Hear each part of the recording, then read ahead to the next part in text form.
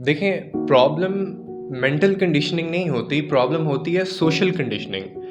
अब इसमें मैं आपको एक एग्जांपल देता हूँ कि जब सोशल कंडीशनिंग किसी की हुई होती है, तो फिर उसके क्या इम्पैक्ट्स आते हैं, उसके क्या कॉजेज़ होते हैं। अब मिसाल के तौर पे अगर आप गरीब हैं, कोई भी बंदा गरीब है या गुर्बत है उनके ऊपर और बड़ी तंगदस्ती है, खर्चे बड़ी मुश्किल से पूरे हो रहे हैं, या गरीबी ना भी हो लेकिन फाइनेंशियली आप थोड़े से स्टेबल नहीं हैं as compare to others your family, तो उसमें आपको अपनी गुर्बत उतनी बॉदर नहीं कर रही होती, जितना हमें ये चीज़ तकलीफ़ दे रही होती है कि वो बंदा जो है वो अमीर क्यों है, वो मेरे से ज़्यादा पैसे क्यों कमा रहा है, मैं उसके साथ बैठूँगा तो क्या होगा, वो लोग इतना खुश क्यों हैं। अच्छा, फिर सिर्फ़ उनकी अमीरी को लेके नहीं, हम लोग उनकी हर चीज़ को लेके बड़े डिप्रेस होते हैं। हालाँकि हमारे हालात उनसे बुरे हैं हर चीज़ में, लेकिन हमें उस चीज़ की उतनी टेंशन नहीं हो रही होती। हमें टेंशन ये होती है कि वो हमसे आगे क्यों है, वो हमसे ज़्यादा स्टेबल क्यों है, वो हमसे ज़्यादा खुश क्यों है, उनके बच्चे इतने तमीज़ वाले क्यों हैं। ये चीज़ हमें बड़ी तकलीफ़ दे रही होती है, and that is the sign that you are conditioned by the socialism. If you will not take charge of your mind, अब अगर आप ये जो चीज़ है ना, ज़ुबान है ना, अल्लाह ने अगर हमें दी है बोलने के लिए, इस्तेमाल करते हैं हम इसको, तो इससे थोड़ा ऊपर चले जाएं तो दिमाग भी है, उसको भी इस्तेमाल करने के लिए दिया है। तो if you will not take charge of this thing, then someone else will take, और ये लॉ है।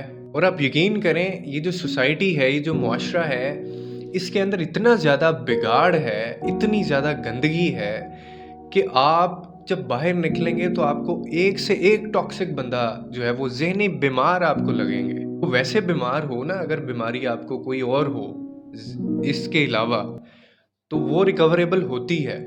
लेकिन एक जो ज़हनी बीमार, जो मेंटली सिक पीपल है ना, you just can not fight with them. आपको भी बीमार करके रख देंगे। वो इतनी टेंशन उनकी बातें देती हैं आपको, तो इसीलिए आपको उनका मुकाबला करने के लिए खुद को उस लेवल पे लेके जाना पड़ेगा कि आप इस गंदगी का हिस्सा ना बने, या कम से कम जो गंदगी फैला दी गई है उसको आप साफ करना शुरू कर दें। मतलब हमारी लाइफ इतनी ज़्यादा कंडीशनड होती है, और ये चीज़ पैदा होने से शुरू हो जाती है।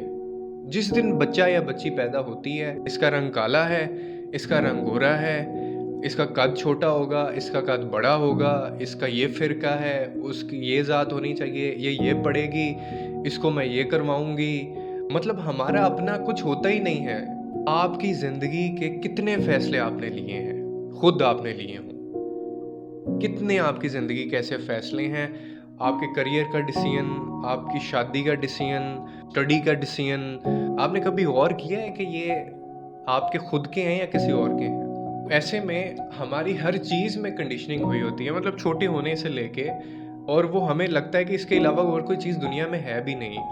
वैसे फ़िरके बने हुए हैं, जो ज़ातें बनी हुई हैं, मतलब शेख अक्सर हमें लगता है कि वो कंजूस होते हैं, हालाँकि वो अगर आप उनकी हिस्ट्री पढ़ें, वो क्या था, उनका एक प्रोफ़ेशन था, उनकी एक जीन्स में से एक चीज़ चली आ रही थी कि वो गिनते थे हमेशा बैठ के।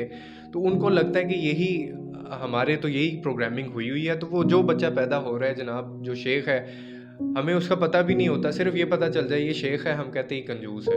ये म्यार है हमारी कंडीशनिंग का, और ये इतनी पावर है कंडीशनिंग की, यानी हमें किसी ने नहीं बताया, सिर्फ़ सुना हुआ है हमने। इसी तरह राई है, इसी तरह कोई जट है, कोई जनाब मलिक है, कोई कौन है, और वो हम हिस्ट्री पे नहीं जाते कि ये क्या इनका प्रोफ़ेशन था, या वो क्या करते थे ये लोग, और जो चीज़ चली आ रही है, रूट कॉज़ क्या है, बस ये ऐसे है, बस मुझे बताया है जी किसी ने। सोर्स क्या है? सोर्स मुझे किसी दोस्त ने बताया। सबसे ज़्यादा हमारे मुआशरे में जो स्टेटमेंट सबसे ज़्यादा कॉमन है, वो ये है, कहते हैं।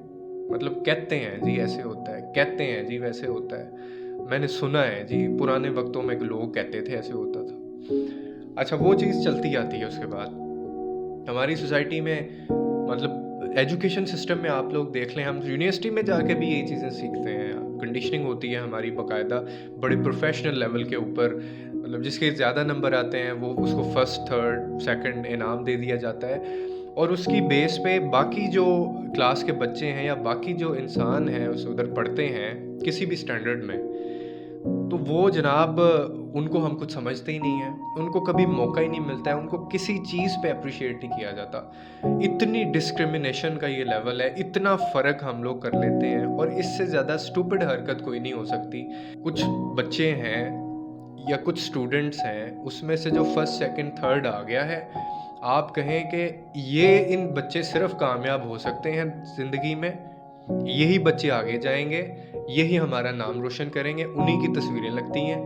और बाकी जो हैं, उनके ज़हनों में पता नहीं क्या-क्या आइडियाज़ होते हैं और वो हो सकता है वो इंसान एक अच्छा हो सकता है कि कोई किसी के अंदर बर्दाश्त ज़्यादा हो सकता है कि कोई बंदा जो है वो मैच्योर ज़्यादा हो, या हो सकता है कि कोई बंदा अक्लमंद ज़्यादा हो सकता है कि कोई बंदा स्पिरिचुअल ज़्यादा हो। हमारा सिर्फ़ फ़ोकस है first, second, third and that's it. इसके बाद तो हम गिनते ही नहीं है ना किसी को किसी खाते में। आप अगर स्टीवन हॉकिंग नहीं बन सके, आप आइंस्टाइन नहीं हैं, आप अरस्तू नहीं हैं, आप बिल गेट्स नहीं हैं, तो इसमें आपका कसूर है।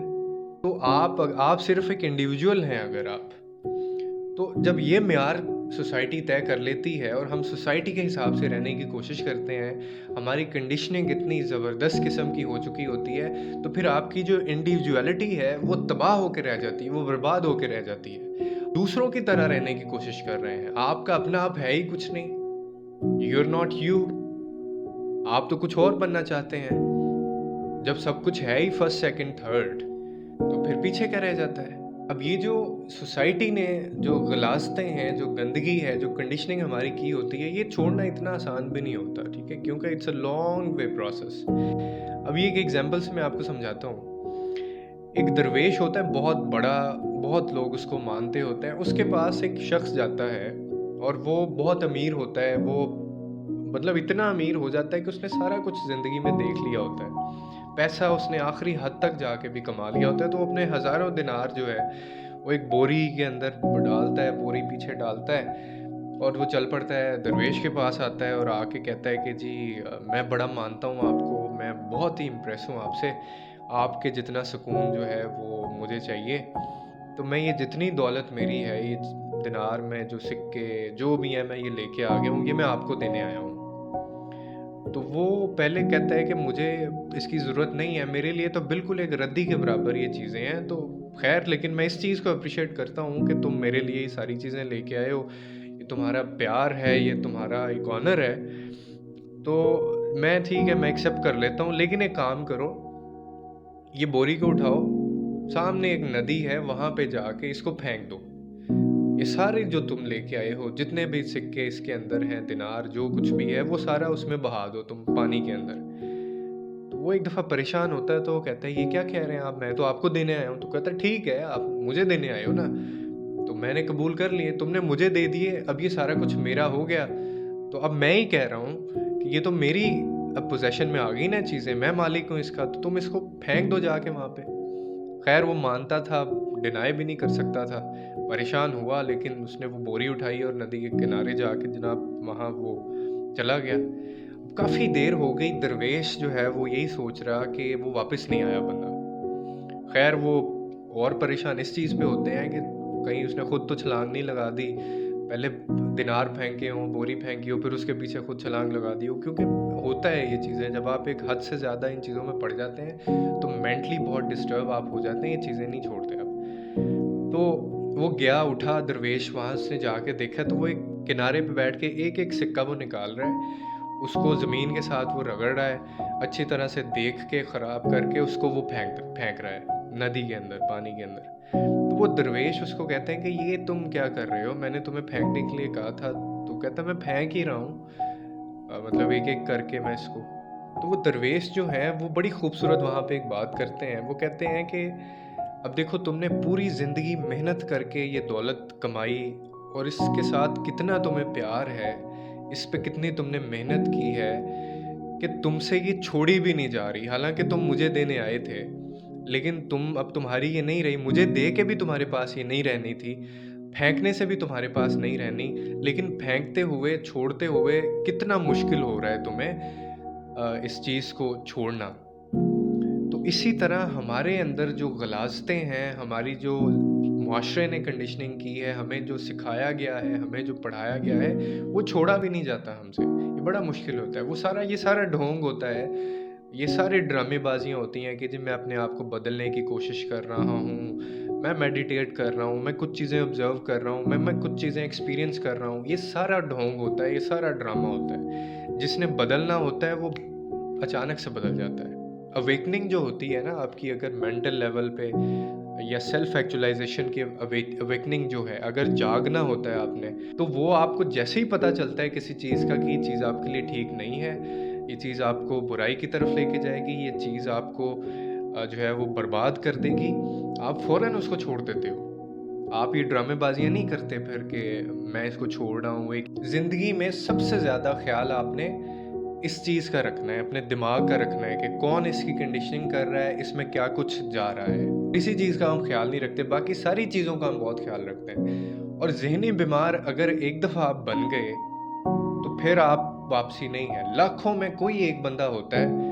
मेंटल सिकनेस इतनी ज़्यादा बुरी चीज़ है कि इसमें अगर आप ठीक भी हो जाएँ, तो तब भी सिम्पटम्स रहते हैं। तब भी आप थोड़े पागल होते हैं, मतलब थोड़ा पागल बहुत ज़्यादा पागल होता है, ठीक है? क्योंकि वो किसी भी वक़्त कुछ कह देगा और किसी भी वक़्त वो कुछ कर देगा। फ़र्ज़ कर लें कि आप अगर गरीब हैं, जब एक गरीब अमीरों के इलाके में जब वो रहना शुरू कर देता है, तो वो उसको तब अपनी गरीबी का एहसास होता है और तब वो फिर एंग्ज़ायटी, उसको सोशल एंग्ज़ायटी होना शुरू हो जाती है। उसको लगता है मेरे पास तो कुछ है ही नहीं है, इनके पास तो बड़ी-बड़ी गाड़ियाँ हैं। लोग अमीर हैं, जो डिफेंस में रहते हैं, उनको भी सोशल एंग्ज़ायटी होती है। अब उनको सोशल एंग्ज़ायटी किससे हो रही होती है? जो डिफेंस में बंदा रहता है या बहुत अच्छी कॉलोनीज़ में रहते हैं बंदे जो, उनको एंग्ज़ायटी होती है अपने नेबर्स को देख के कि उनके पास मुझसे ज़्यादा बड़ी गाड़ी है, उनके पास उसका घर जो है वो मुझसे बड़ा है, उसके बच्चे ज़्यादा अच्छे स्कूल में पढ़ते हैं। डिफेंस में रहने वाले लोगों को भी एंग्ज़ायटीज़ होती हैं social. Conditioning, it's all about conditioning कि आपकी कंडीशनिंग किस तरह से हुई है और आपका उसके ऊपर कोई कंट्रोल नहीं है। तो इसलिए इस कंडीशनिंग से बाहर आएँ और एक्सेप्ट करें कुछ चीज़ों को, ऑब्ज़र्व करें उनको, बहुत क्लोज़ली जाके उनको समझें और कोशिश करें कि आप उनसे सीख के उन जैसा बनने की। अब इसमें परेशान होने की तो कोई बात नहीं है, कोई ज़रूरत नहीं है कि यार वो बंदा ऐसा क्यों है? आपको इससे नहीं, बिल्कुल आपको अपने आप से होना चाहिए, मैं अपने अंदर बेहतरी कैसे लेके आऊँ? मेरे पास जो चीज़ नहीं है वो दूसरों में है, तो इससे आपको बिल्कुल प्रॉब्लम नहीं होनी चाहिए। आप काम कर लें, उसके लिए मेहनत करें और अपने अंदर वो चीज़ लें। So best of luck for this and thank you so very much.